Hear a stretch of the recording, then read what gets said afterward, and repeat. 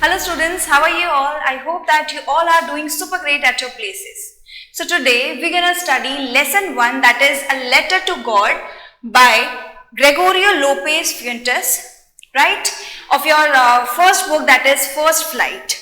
So मैं आपको starting में इसका एक छोटा सा प्लॉट स्ट्रक्चर दूंगी जिससे आपको स्टोरी के बारे में पता चलेगा कि स्टोरी में कौन प्रोटोगोनिस्ट है, इसका मेन कैरेक्टर कौन है, या इसकी थीम क्या है, सेंट्रल आइडिया क्या है, एंड सो ऑन, राइट. सो इसके अंदर एक फार्मर होता है लेंचो नाम का, उसका नाम लेंचो है. वो टॉप हिल्स पर रहता है, वैली है, उसमें जो सबसे टॉप हिल है वहां पर इसका घर बना हुआ है. ये अपनी फैमिली के साथ रहता है. इसकी फैमिली में इसके दो बड़े बेटे हैं, दो छोटे बेटे हैं और एक उसकी वाइफ है, राइट.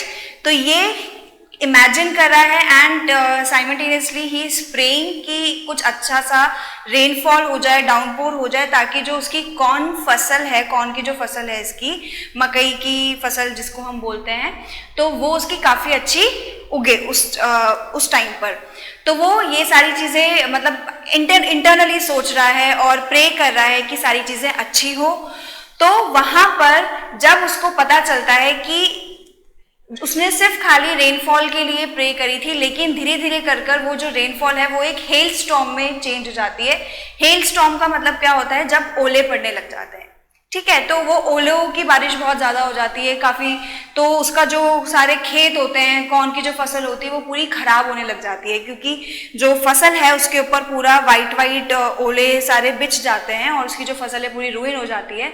उसके बाद वो बहुत ज़्यादा दुखी होता है, उसको ऐसा लगता है कि अभी तो पूरा साल बचा है, मैं कैसे अपने घर वालों का गुजारा करूँगा.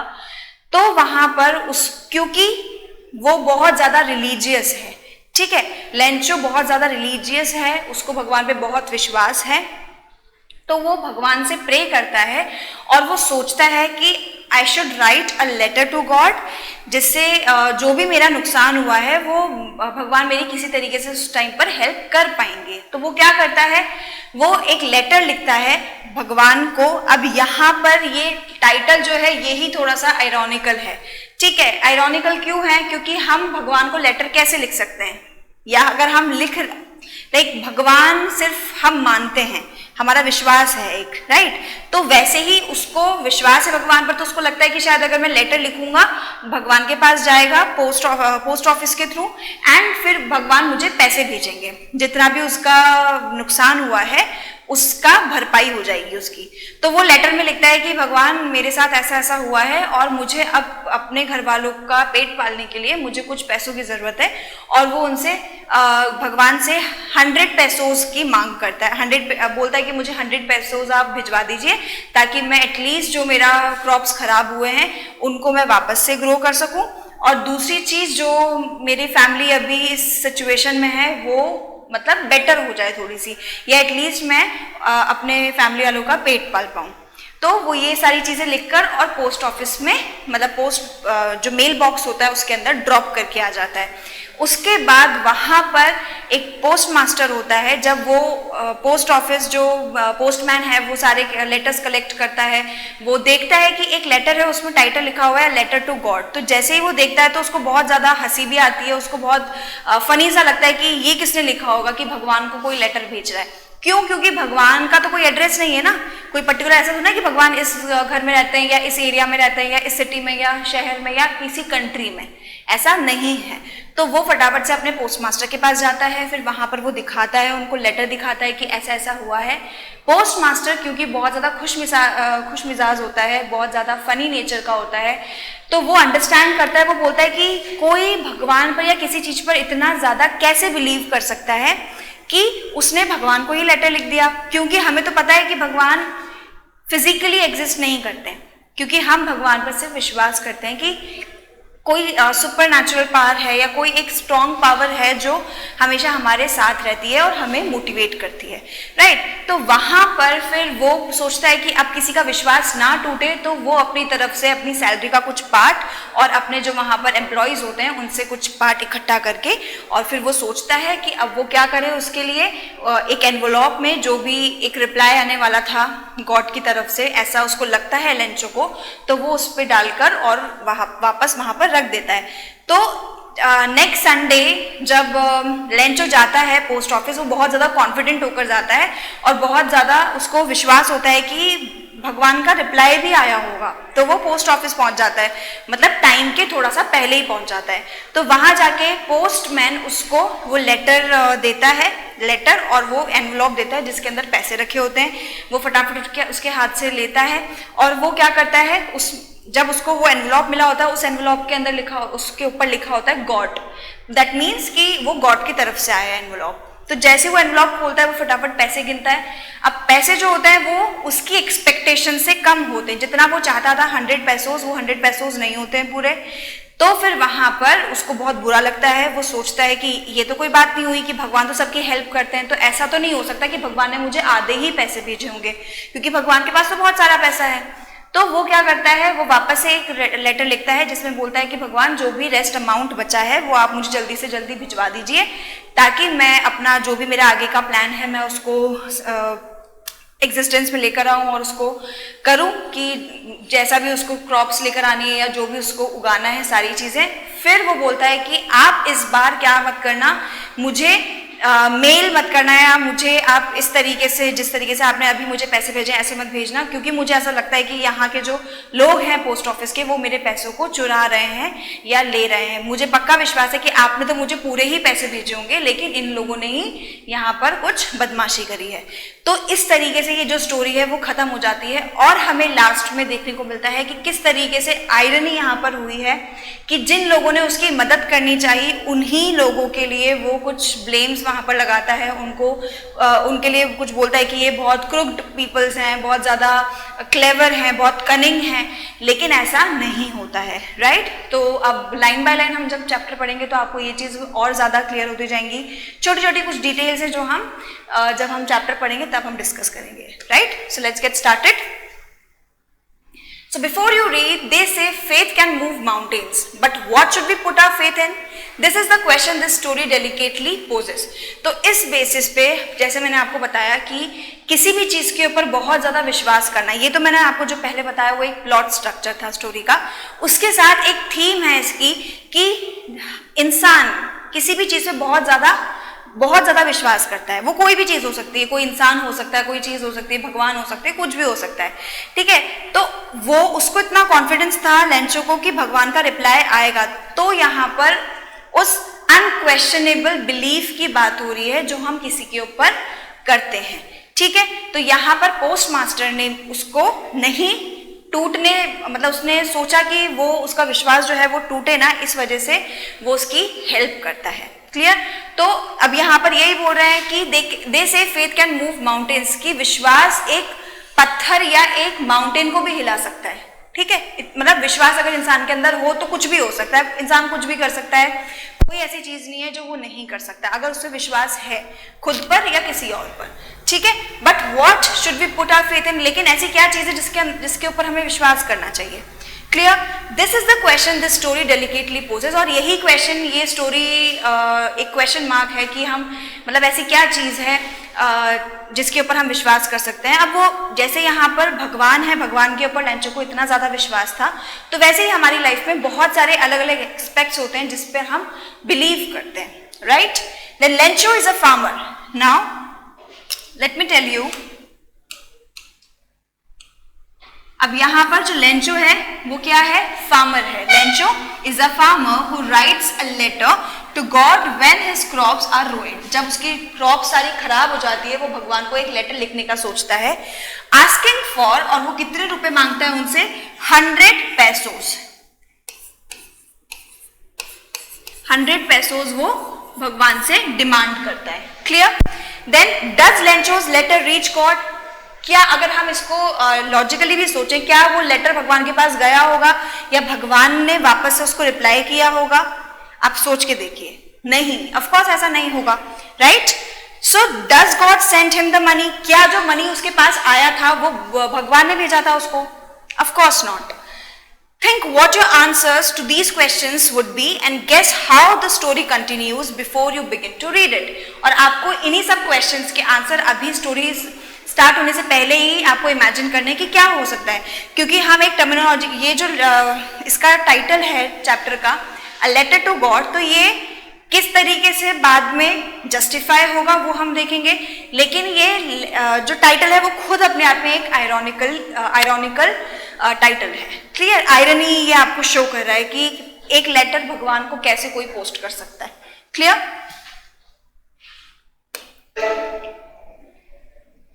सो yes, the house, the only one in the entire valley, set on the crest of a low hill. अब यहाँ पर द हाउस क्यों बोला गया है? जो पर्टिकुलर हाउस के बारे में, यहाँ पे लेंचो के हाउस के बारे में बात कर रहे हैं। The only one in the entire valley, पूरे वैली में एक लौता वो घर था जो बिल्कुल हिल के टॉप पर था, माउंटेन के बिल्कुल टॉप पर एक ही घर था। वो किसका घर था?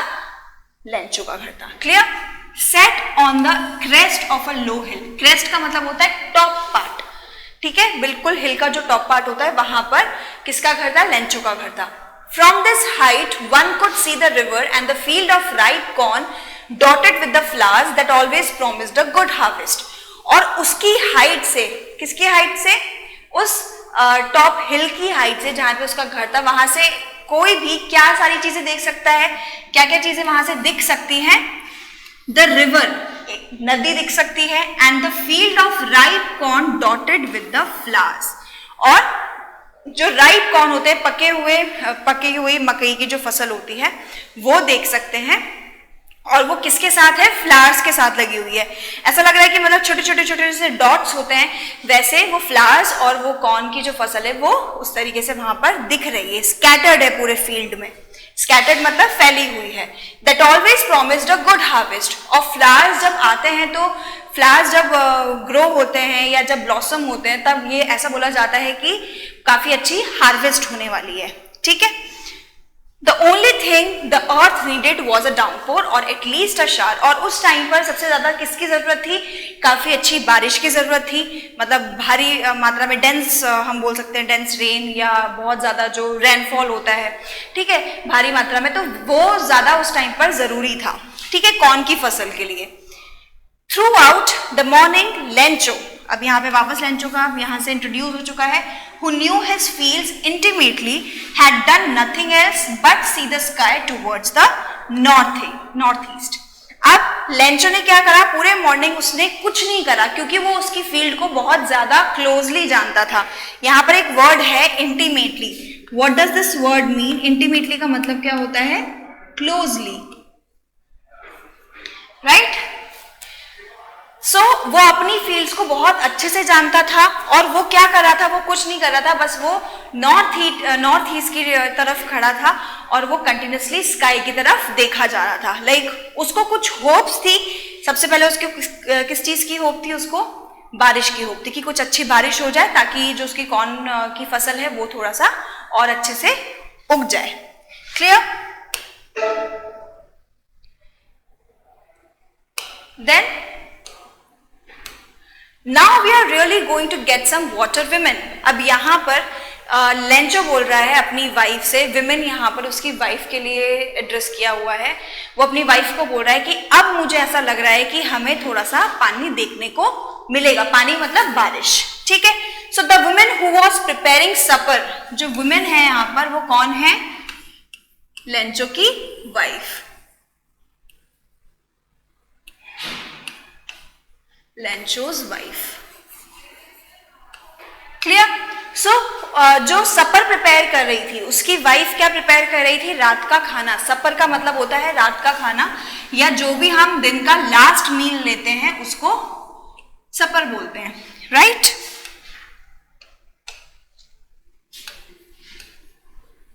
The last meal of the day.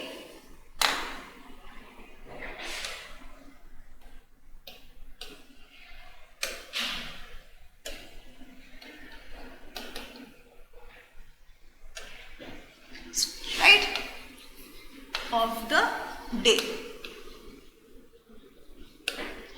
So वो रात का खाना प्रिपेयर कर रही थी और वो रिप्लाई करती है लेंचो को कि हाँ, अगर भगवान की दया होगी तो अच्छी बारिश हो ही जाएगी। ठीक है, yes, God willing. God willing का मतलब होता है भगवान की अगर दया रही या भगवान चाहे तो बारिश हो जाएगी। The older boys were working in the field, और यहाँ पर उसके जो ओल्डर बॉयज हैं, जो उसके बड़े लड़के हैं, वो क्या कर रहे थे, वो खेत में काम कर रहे थे।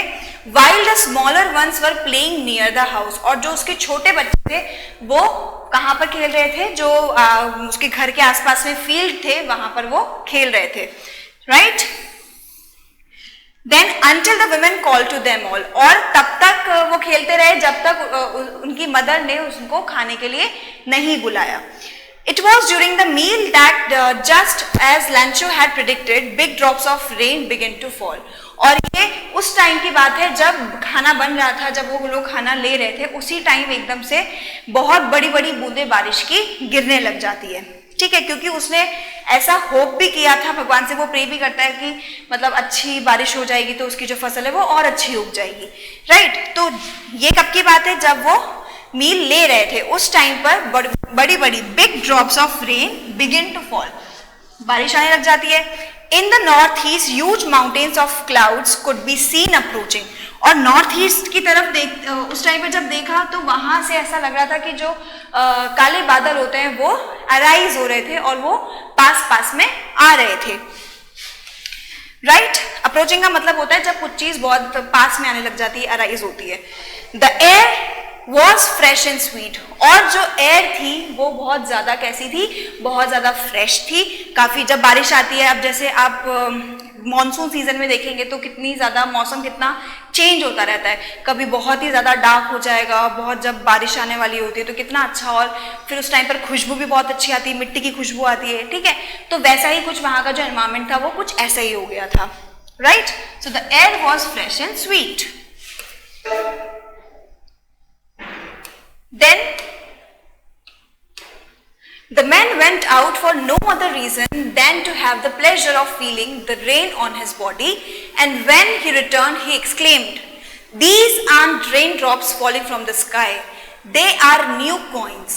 The big drops are 10-cent pieces and the little ones are 5s." अब इस पूरे पैराग्राफ का मतलब क्या हुआ, सबसे पहले जो मैन था यानी कि लेंचो जो था, मैंने यहाँ पे किसको बोला है, लेंचो को, राइट। तो जो लेंचो था वो उसके पास कोई रीजन नहीं था बाहर जाने का, लेकिन वो बाहर चला गया और वो बाहर जाके क्या करने लगा, बारिश का मजा लेने लगा। उसको वो जो बारिश थी बहुत अच्छी लग रही थी, तो वो बस वहां पे, मतलब उसके पास और कोई रीजन था कि वो खेत में जा रहा है काम करने के लिए, ऐसा कुछ नहीं था। वो बस बाहर गया and he started feeling and enjoying the rain. Feeling the rain on his body, वो अपनी बॉडी पर वो जो ड्रॉप्स पड़ रहे थे बारिश के उनको फील कर रहा था।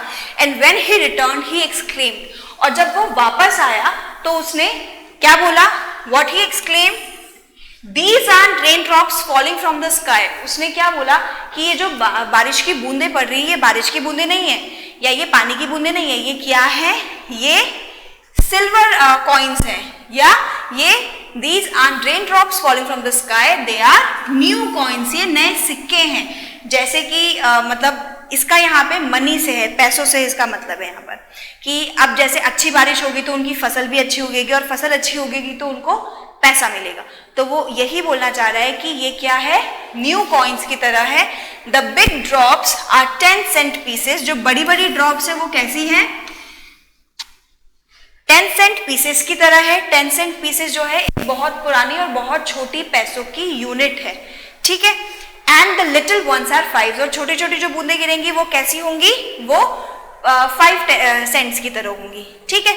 सेंट का जो मतलब होता है वो क्या होता है, जो पैसों की सबसे छोटी यूनिट होती है उसको बोला जाता है, जो पहले के टाइम पे यूज करी जाती थी। And the little ones are 5, और जो छोटी छोटी बूंदें होंगी वो 5 सेंट्स की तरह होंगी। Clear?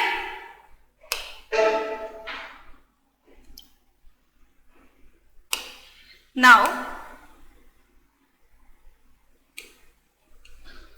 with a satisfied expression, he regarded the field of ripe corn with its flowers draped in a curtain of rain. अब विद अ सेटिस्फाइड एक्सप्रेशन, उसके जो एक्सप्रेशन थे ना वो बहुत ज्यादा सेटिस्फाइड थे, वो बहुत खुश था। अब वो खुश क्यों था, क्योंकि बारिश आ गई थी। He regarded the field of ripe corn with its flower. और उसने जब देखा उसके जो राइप कॉर्न के फील्ड्स थे तो फ्लावर ब्लॉसम कर रहे हैं और वो पूरा काफी अच्छा लग रहा था उसको देखकर, राइप कॉर्न्स के फील्ड को देखकर. Draped in a curtain of rain, ऐसा लग रहा था कि बारिश जो है मतलब पूरी आ चुकी है और काफी अच्छे से वो भीग चुके हैं जो उसकी मकई की फसल थी वो. बट सडनली, अब यहां तक तो उसका जो रिएक्शन था वो बहुत ज्यादा पॉजिटिव था, उसको अच्छा लग रहा था, he was feeling happy. But जहां से ये बट आया, बट सडनली अब एकदम से क्या हुआ, a strong wind begin to blow, एकदम से बहुत तेज हवा चलने लग गई. And along with the rain very large hailstone, और उसी बारिश के साथ साथ बहुत जोर से जो ओलों की बारिश होती है, ओले जब पड़ते हैं बड़े बड़े, आपने देखे होंगे हेल स्टोन, तो वो वहां पर पड़ने लग गए थे. अब उसको वो बहुत ज्यादा डर गया था क्योंकि वो इतनी ज्यादा हो गए थे कि ऐसा लग रहा था कि जो उसकी पूरी फील्ड थी वो क्या होने लग गई थी, पूरी सफेद हो गई थी. ऐसा लग रहा था कि पूरा मतलब सफेद चादर बिछा रखी हो, और वो सफेद चादर भी किसकी, वो हम आगे देखेंगे. Right. So blow and along with the rain very large hailstones मतलब ओले begin to fall, वो भी गिरना शुरू हो गए थे. These truly did resemble new silver coins. अब ये जो हैं ये सच्ची में क्या लग रहे थे, सिल्वर कॉइन्स की तरह लग रहे थे, जो चांदी के सिक्के होते हैं वैसे लग रहे थे. यहाँ पर भी वो पैसों के लिए ही बोल रहा है.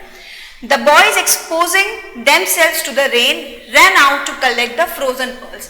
अब क्योंकि जो ओले पड़ रहे थे उसका एक एडवर्स इफेक्ट पड़ रहा था लेंचो के फील्ड पर, लेकिन जो बच्चे होते हैं, लाइक जब बारिश आती है तो हमें भी बहुत अच्छा लगता है, हमें ऐसा लगता है कि हम बाहर जाएं, बारिश में नहाएं या उसमें कूदें या एंजॉय करें. ठीक है, सबका अलग अलग तरीका होता है. यहाँ पर जो उसके बच्चे थे लेंचो के, वो भी उन ओलों को देखकर, अभी तो बारिश की बात हो रही थी पहले, लेकिन अब एकदम से ओले भी आने लग गए, तो वो ओले जो बड़े बड़े ओले दिख रहे थे उनको ऐसा लग रहा था कि ये सिल्वर कॉइन्स की तरह है. ठीक है, वो बारिश के टाइम पर जब ओले पड़ रहे थे तो वो क्या करने लग रहे थे, उनको वो बहुत ज्यादा फैसिनेटिंग से, बहुत अम्यूजिंग, बहुत ज्यादा अट्रैक्ट कर रहे थे. तो बच्चे ऐसे बाहर उन लोगों ने दौड़ लगाई and they started collecting the hailstones. वो हेलस्टोन्स ओलों को कलेक्ट करने लग गए. The boys exposing themselves to the rain ran out to collect the frozen pearls. अब यहाँ पर क्या बोला है, frozen pearls. एक बार तो सिल्वर कॉइन्स बोल दिया और एक बार फ्रोजन पर्ल्स बोल दिया. किसको, हेल स्टोन्स को क्या क्या बोला है, silver coins and frozen pearls. Right. अच्छा, फ्रोजन पर्ल्स जो है, पर्ल्स यानी कि आपने देखे मोती जो होते हैं व्हाइट कलर के होते हैं और वो स्टिफ होते हैं, कड़क होते हैं. ठीक है, तो फ्रोजन अब जैसे वो बर्फ था तो वो जमा हुआ था, एंड पर्ल्स जैसे पर्ल्स व्हाइट कलर के होते हैं, चमकते हैं, वैसे ही वो भी चमक रहे थे. Clear.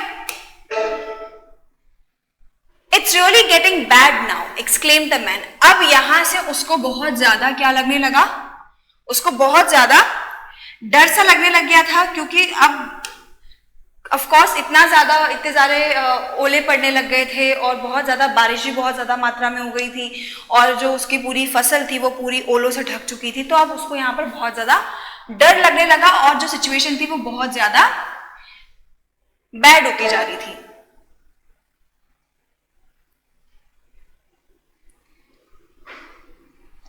So it's really getting bad now exclaim the man. वो बोलता है कि अब बहुत ज्यादा गंदी सिचुएशन होती जा रही है. Now I hope it passes quickly. और वो क्या चाह रहा था कि जल्दी से ये जो सिचुएशन है वो फटाफट से निकल जाए, जल्दी से ये बारिश बंद हो जाए, ओले बंद हो जाए. It did not pass quickly, लेकिन ऐसा नहीं हुआ. फिर भी ओलों की बारिश हो रही थी, ओले पड़ रहे थे continuously. For an hour the hell rained on the house. और कम से कम 1 घंटे तक ओलों की बारिश होती रही. The garden, the hill side, the cornfield, on the whole valley.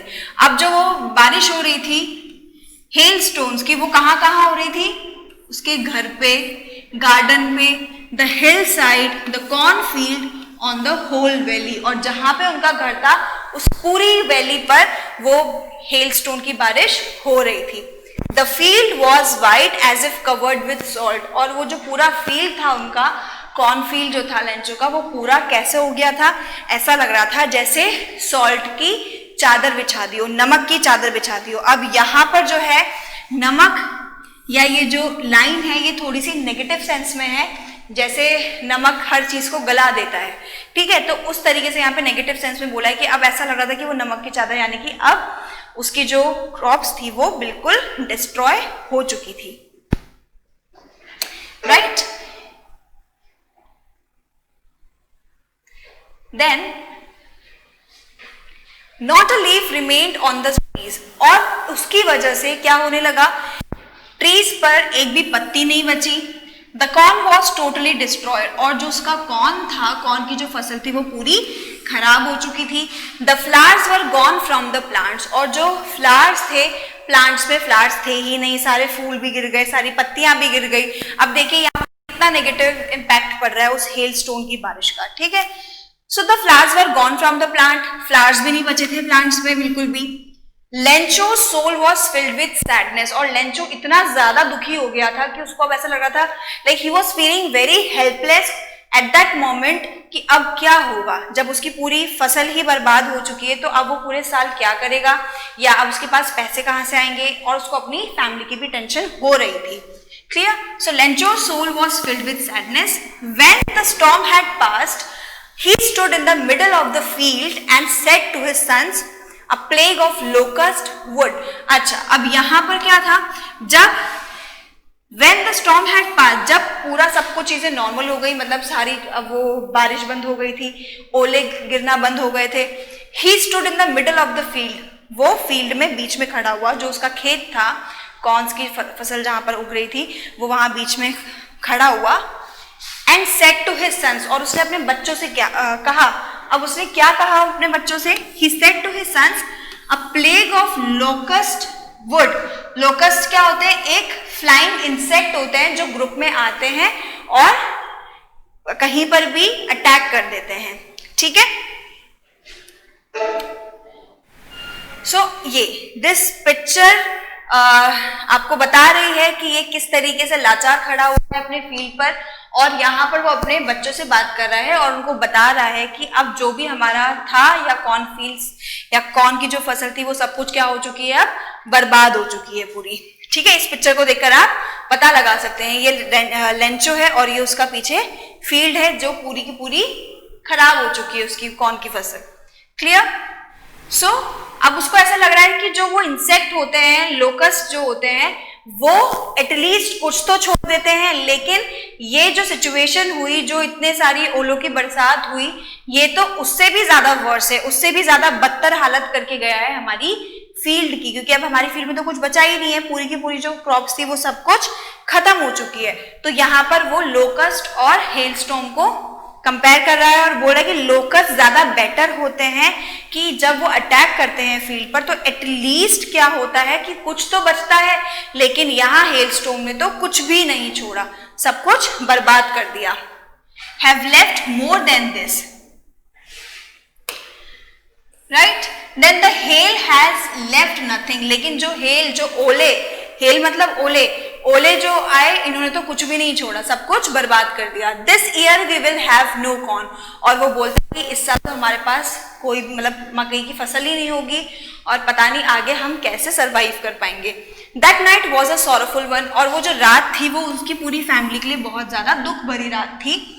All our work for nothing, there is no one who can help us, और हमने जो भी काम किया अब कुछ भी नहीं हो सकता उसका, हमने जो इतनी मेहनत करी सब पानी के अंदर चली गई, और अभी हमारे पास कोई ऐसे लोग नहीं है जो हमारी मदद कर सकते हैं।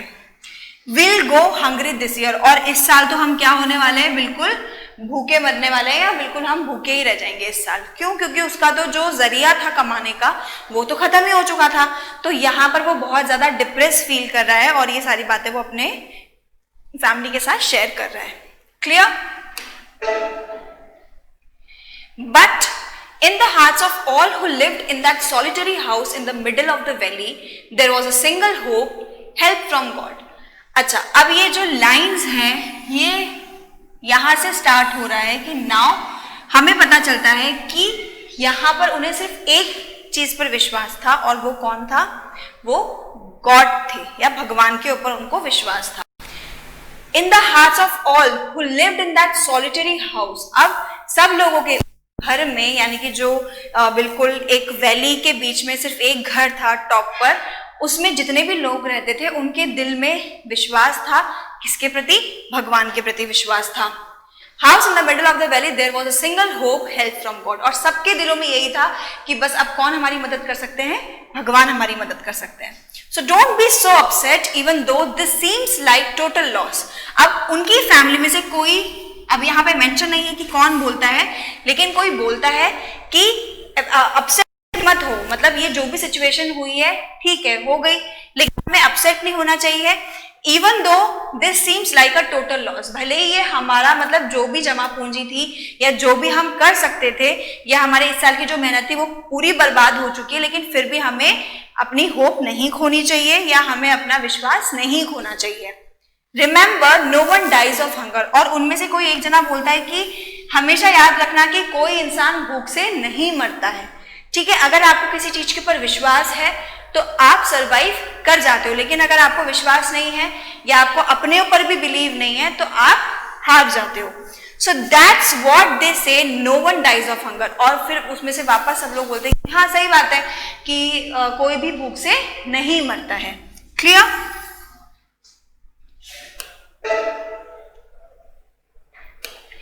So all through the night, Lencho thought only of his one hope, the help of God, whose eyes, as he had been instructed, see everything, even what is deep in one's conscience. Now, all through the night, अब वो जो पूरी रात थी वो वैसे भी बहुत ज़्यादा डिप्रेस था, वो सो नहीं पा रहा था और सारी चीज़ें उसके सामने आ रही थी कि किस तरीके से उसने पूरे साल भर मेहनत करी, और जब फसल कटने का टाइम आया या जब वो बारिश चाहता था सिर्फ खाली अपनी क्रॉप्स को थोड़ा सा और अच्छा करने के लिए, तो उसके साथ ये मिसहैपनिंग हो गई. तो अब वो पूरी रात भर सो नहीं पा रहा है उस चीज को लेकर. Lencho thought only of his one hope. उसने सिर्फ खाली एक होप के बारे में सोचा, और वो होप क्या थी? The help of God. कि भगवान ही, जब सारे दरवाजे बंद हो जाते हैं इंसान के लिए तो भगवान का दरवाजा होता है जो हमेशा खुला होता है, ऐसा बोलते हैं. ठीक है, तो इसी चीज के ऊपर उसको विश्वास था, उसको यहीं से होप मिली थी कि भगवान ही अब मेरी मदद कर सकते हैं. अब जैसा भी है, या मेरी फैमिली या हम कैसे सरवाइव करेंगे हमें नहीं पता, लेकिन हमें भगवान पे पूरा विश्वास है कि वो कुछ ना कुछ हमें रास्ता दिखा ही देंगे, ऐसा उसको लगता है. So whose eyes, as he had been instructed, see everything, even what is deep in one's conscience. और उसकी आंखें उस टाइम पर वो सारी चीजें देख पाई थी, मतलब हर इंसान के या किसी के अंतरात्मा में क्या चल रहा है. यहाँ पर एक वर्ड लिखा हुआ है कॉन्शियंस. इसको हम कॉन्शियंस भी बोल सकते हैं, कॉन्साइंस भी बोल सकते हैं. तो ये जो वर्ड है इसका मतलब होता है अंतरात्मा. तो अंतरात्मा में भी क्या चल रहा है वो भी लेंचो उस टाइम पर महसूस कर पा रहा था या समझ पा रहा था. और ये बात भी है कि जब मतलब कोई भी आपकी फीलिंग्स को नहीं समझता है तो भगवान ऐसा होता है कि भगवान कहीं से भी हर एक चीज देख लेते हैं कि हर एक इंसान के मन में क्या चल रहा है. तो यहाँ पर भगवान की बात हुई है कि भगवान हर सब लोगों के मन में झांक लेते हैं या उनके अंदर क्या चल रहा है, क्या फीलिंग चल रही है, वो सैड है, खुश है, या वो क्या चाहते हैं, सारी चीजें भगवान ऑटोमेटिकली देख लेते हैं. तो यहाँ पर वो यही बोल रहा है, whose eyes as he had been instructed see everything. भगवान सब कुछ देख लेते हैं, even what is deep in one's conscience. और वो चीज भी जो किसी के अंतर आत्मा में दबी हुई है वो भी भगवान महसूस कर लेते हैं. Lencho was an ox of a man. और यहाँ पर लेंचो को ऑक्स ऑफ अ मैन बोला गया है. इसका मतलब ये है कि वो बहुत ज्यादा हार्ड वर्किंग था. जैसे बैल हल जोतते हैं एक फील्ड में, वो कितनी मेहनत करते हैं. ठीक है, तो उसी प्रकार यहाँ पर आपको बताया है कि लेंचो ने भी बहुत मेहनत करी थी पूरे साल भर, मतलब बहुत ज्यादा उसने अपने फील्ड में इतनी मेहनत करी थी. वो चाहता था कि इस बार, और उसको कॉन्फिडेंस भी था कि काफी अच्छी उसकी फसल होगी, सारी चीजें. तो Lencho was an ox of a man. उसने काफी ज्यादा मेहनत करी, बिल्कुल बैलों की तरह, working like an animal in the field. और बिल्कुल जानवरों की तरह अपने फील्ड में वो काम करता था. कभी उसको ऐसा नहीं लगा कि नहीं ये तो मेरे फील्ड है तो वो काम नहीं कर रहा है या वो किसी और को लगा रहा है. नहीं, वो खुद के फील्ड में, खुद के खेत में वो क्या करता था, अपने 100% देता था और काफी मन लगा के और बहुत ज्यादा हार्डवर्क करता था. But still he knew how to write. लेकिन फिर अच्छा, ये सारा काम वो करता था, वो फील्ड में काम करता था, वो एक फार्मर था, इसके बावजूद भी उसको पढ़ना लिखना आता था, वो लिख सकता था कुछ भी चीज. तो यहाँ पर आपको मेंशन किया है but still he knew how to write, फिर भी उसको पता था कि किस तरीके से लिखा जाता है. So the following Sunday at daybreak he began to write a letter which he himself would carry to town and place in the mail. अब जो आने वाला संडे था उसमें उसने क्या सोचा, दिन के टाइम पर वो क्या करेगा, वो एक लेटर लिखेगा और वो खुद जाकर पोस्ट ऑफिस में मेल बॉक्स में ड्रॉप कर देगा. A letter which he himself would carry to town and place in the mail. It was nothing less than a letter to God. और वो क्या था, किसके बारे में था वो लेटर, आपको लास्ट लाइन में बताया है वो लेटर किसके बारे में था, अ लेटर टू गॉड. यहां से अब हमारा जो टाइटल है वो जस्टिफाई होगा. ठीक है, तो उसने किसको लेटर लिखा है, उसने भगवान को लेटर लिखा है और उसने खुद जाकर मेल बॉक्स में वो ड्रॉप किया है. और अब उसने लिखा है इसलिए उसकी साइकोलॉजी क्या है, उसको पता है कि रिटर्न में रिप्लाई आएगा. कॉन्फिडेंस उसको इस चीज का है क्योंकि उसको बिलीव है भगवान पर वो बहुत ज्यादा भरोसा करता है, काफी ज्यादा वो मानता है, वो बहुत ज्यादा रिलीजियस इंसान है. तो उसको अब यहाँ पर क्या है, ऐसा लग रहा है कि अब उसने जब लेटर लिखा है तो ऑफकोर्स उसका रिप्लाई भी आएगा और भगवान मेरी मदद करेंगे. Clear? So God he road. अब उसने लेटर में लिखा है, ये बहुत इंपॉर्टेंट है, आपको पता होना चाहिए कि उसने लेटर के अंदर क्या लिखा है क्योंकि ये जो चैप्टर है it's all about a letter to God. तो यहां से आप ध्यान से देखेंगे, गॉड ही रोट, वो एड्रेस करता है भगवान को, भगवान ये लिखता है वो, if you don't help me. अब वो क्या बोल रहा है कि अगर आप मेरी मदद नहीं करोगे, मेरी फैमिली की मदद नहीं करोगे, and I will go hungry this year, तो हम लोग क्या हो जाएंगे, इस साल भूखे ही रह जाएंगे या भूखे मर जाएंगे. उसका कहने का मतलब ये होता है कि एनी हाउ भगवान को वो मतलब कन्विंस कर रहा है कि आप हमारी मदद करो क्योंकि आप सबकी मदद करते हो. So if you don't help me my family, अगर आप मेरी और मेरी फैमिली की मदद नहीं करोगे तो I will go hungry this year, तो मैं इस साल भूखा ही रह जाऊंगा या हमारी फैमिली पूरी भूखी रह जाएगी. I need 100 pesos in order to sow my field again and to live until the crop comes. अब वो यहाँ पर क्या बोल रहा है कि मुझे कितने पैसों की जरूरत है, मुझे 100 pesos की जरूरत है.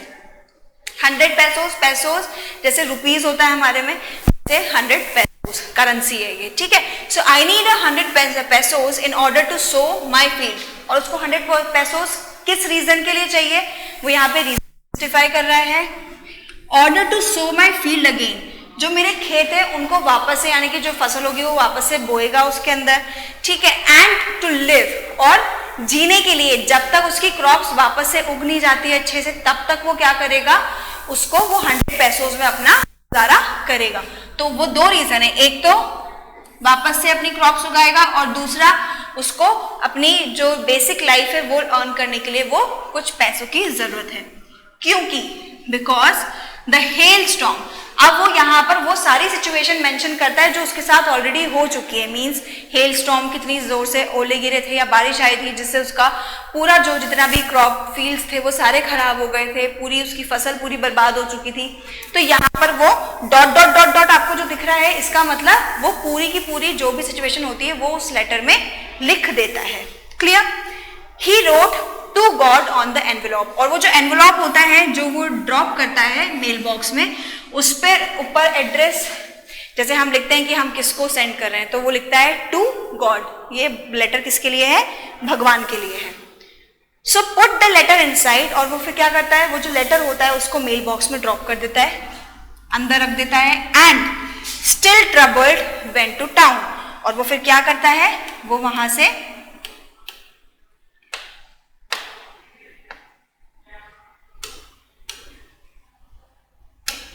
Right, so still troubled went to town, और फिर वो वहां से चला जाता है. मतलब उसने ड्रॉप कर दिया, अब वो वहां से चला गया है. एट द पोस्ट ऑफिस, अब पोस्ट ऑफिस में he placed a stamp on the letter and dropped it into the mail box. वो क्या करता है, एक स्टैंप लेता है, स्टैंप उसके ऊपर लगाता है, लेटर के ऊपर लगाता है और उसको मेल बॉक्स में ड्रॉप कर देता है. जैसे हम अभी अगर, अब तो बहुत कम हो गया है कि हम किसी को लेटर सेंड करते हैं, लेकिन अगर अभी कुछ लोग अगर जो लेटर सेंड करते हैं या कोई ऑफिशियल लेटर्स होते हैं उसमें स्टैंप लगा हुआ होता है, अगर आपने ध्यान दिया हो तो. ठीक है, वो ऐसे छोटा सा स्टैंप होता है. ठीक है, तो वो स्टैंप उस पर लगा हुआ था, उसने उस पर लगाकर और उसको मेल बॉक्स में ड्रॉप कर दिया. Clear? Right? So one of the employees who was a postmaster and also helped at the post office went to his boss laughing heartily and showed him the letter to God. अब यहाँ पर क्या था कि जो वहाँ के employees थे और हम बोल सकते हैं पोस्टमैन जो था, who was a postman, तो वो क्या करता है, वो वहां पर आता है, लेटर के साथ आता है और वो अपने पोस्टमास्टर को वो लेटर दिखाता है। अब वहां पर यहाँ पर आपको लिखा हुआ है went to his boss laughing heartily and showed him the letter to God। अब क्योंकि वो जो लेटर था वो गॉड के लिए था, तो वो बहुत ज्यादा उसको फनी सा लग रहा था कि कोई इंसान गॉड को कैसे लेटर लिख सकता है और ये सारी चीजें। तो वो क्या करता है, उस लेटर को लेकर अपने बॉस के पास जाता है और उसकी मतलब जितने सालों से वो वहां पे काम कर रहा था, उसकी पूरी वर्किंग लाइफ में उसने कभी भी ऐसा लेटर नहीं देखा था जो गॉड के लिए स्पेसिफाइड हो। ठीक है, तो यहाँ पर उसको बहुत ज्यादा अम्यूजिंग और फनी लगता है, तो वो जाता है अपने पोस्टमास्टर के पास और वो उनको लेटर दे देता है कि एक लेटर है जो भगवान के लिए लिखा गया है। Right?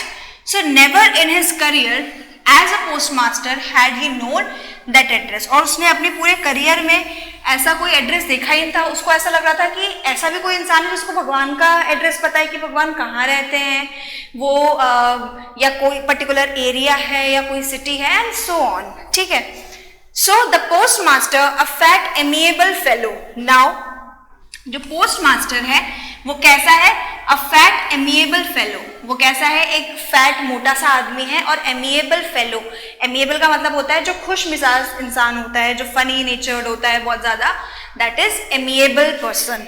Right? So amiable means funny नेचर्ड।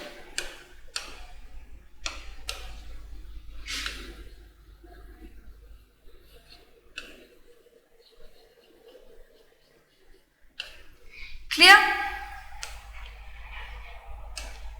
Then also broke out laughing, but almost immediately he turned serious and tapping the letter on his desk, commented, "What faith!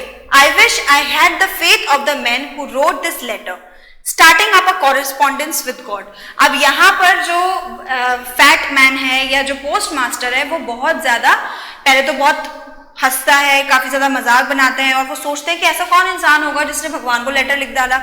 तो यहाँ पर अब वो हंसते हंसते एकदम से सीरियस हो जाता है और अब वो क्या कर रहा है, जो लेटर है उसको ऐसे डेस्क पर टैप कर रहा है और वो कमेंट कर रहा है। वो बोल रहा है मतलब कोई इंसान किसी चीज पर इतना ज्यादा फेथ कर सकता है, बिलीव कर सकता है, विश्वास कर सकता है। वो बोलता है कि अगर उसमें से थोड़ा सा भी विश्वास अगर मुझे मिल जाता कि मैं किसी चीज के ऊपर विश्वास कर सकता हूं तो कितना ज्यादा अच्छा होता। ठीक है, सो इमीडिएटली ही टर्न्ड सीरियस। वो बहुत ज्यादा क्या हो जाता है, सीरियस हो जाता है।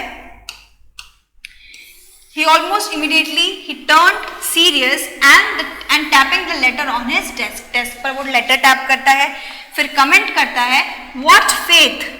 I wish I had the faith of the man who wrote this letter." काश मतलब जो उसका विश्वास है उस इंसान का जिसने ये लेटर लिखा है भगवान को, उतना फेथ मेरे अंदर आ जाए या मतलब उसका विश्वास मुझे मिल जाए। Right? So starting up a correspondence with God. और यहाँ पर वो किस तरीके से वो भगवान से एक बातचीत हो रही थी या उसको ऐसा लग रहा था कि भगवान पक्का मुझे रिप्लाई करेंगे, तो ये सारी चीजें अब वो यहाँ पर बताते हैं कि कोई भगवान पर इतना विश्वास कर सकता है कि उसको विश्वास है कि उनका रिप्लाई आएगा या भगवान उसकी मदद कर ही देंगे। क्लियर?